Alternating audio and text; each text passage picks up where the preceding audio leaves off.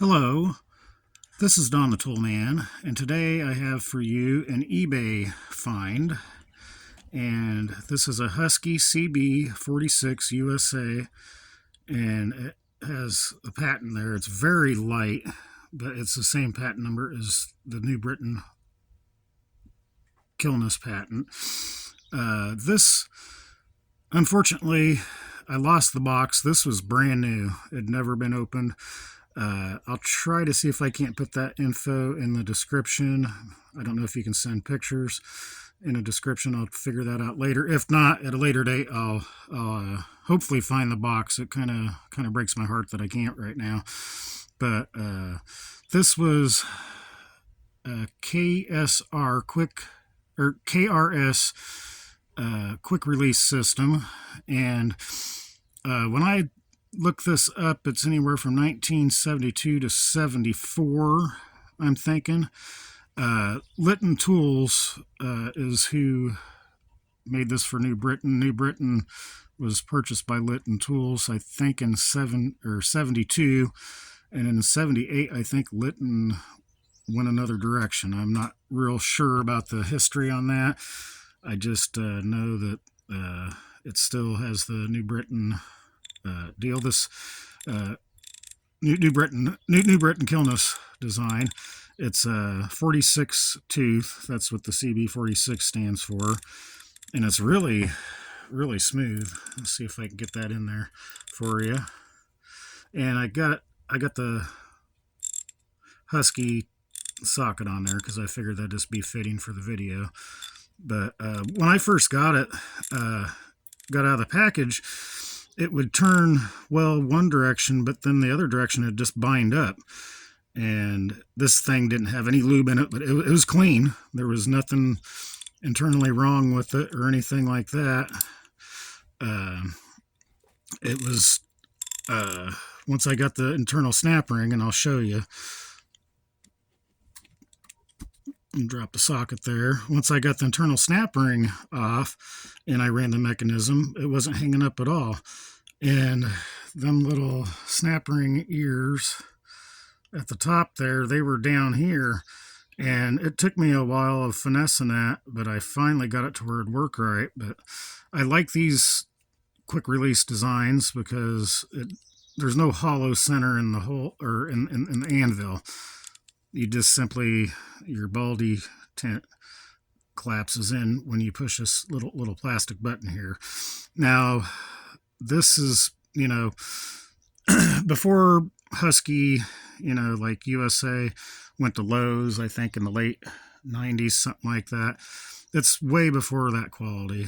It's still a good quality ratchet. Anything, from, the 90s, early 2000s, and before they went to China is just absolute garbage. But these are a rare gem. They're very hard to find. It even said it was rare, and I'd have to say so. I know they do make these, and I think Giller makes one. Blackhawk makes one, and these are all economy brand New Britain tools that New Britain had. that New Britain had purchased throughout the years. That's what I was trying to say. Towards the 70s, the quality kind of went down, as you can see on the handle there and stuff. I don't know what happened, but yeah, you can see the forging and stuff. They really didn't put much detail into it. But as far as the chrome goes, the chrome's pretty good. I just wish that was stamped a little deeper. But of course, now that I say that, the camera's picking it up a lot better than what my eyes are. But yeah, the stamping's very light on it. But overall, I think it was well worth the $35. I'm glad to have this as part of my collection. I'd like to find some more New Britain stuff, or, well, not so much that, just the store brand New Britain stuff right now is, pretty hot, and it's just kind of nice to have something to go along with your collection and stuff. But yeah, as you can tell, you can see where that snap ring was kind of rubbing there on the mechanism and causing that to bind up and stuff. But once I got that figured out, this thing works as smooth as a hot knife running through butter. I do like the knurling. I like how that's put on there. It's not real aggressive, but it's not too mild either. It's somewhere in between. But yeah, just overall, really hard to find these, and to have it in this good a condition, new old stock is just kind of like pulling teeth to find. So I'm really glad that I got this, and I just wanted to share it with you. And not a whole lot more to talk about it. Just happen to like it, and I don't know if this is going to be a socket ratchet that I use, or it's just going to be something that I keep. I don't know. I'm still kind of debating on that. I mean, I really do like it. It's not the 60 tooth version. I get that. Somewhere in this, right after the 60s into the 70s, New Britain had stepped away from the 60 tooth, and they went to the 46 tooth, which I think the 60 tooth had 12 teeth on the pawl, and this is a floating pawl design, kind of like your swing arm ratchet. So it's a little bit different than the original round head SK style in that, but they stepped away from the 60 tooth because there's a lot of anvil play on the 60 tooths. This here has very little, almost none. I mean, it's very tight tolerances, and I think it's acquired to that snap ring there, that internal one. Anyways, I tried to find a coil ring for this, and it was just like pulling teeth, darn near impossible. You could go online and maybe get them, but then you don't know if you're going to get the right size. So I'm glad I did make this work.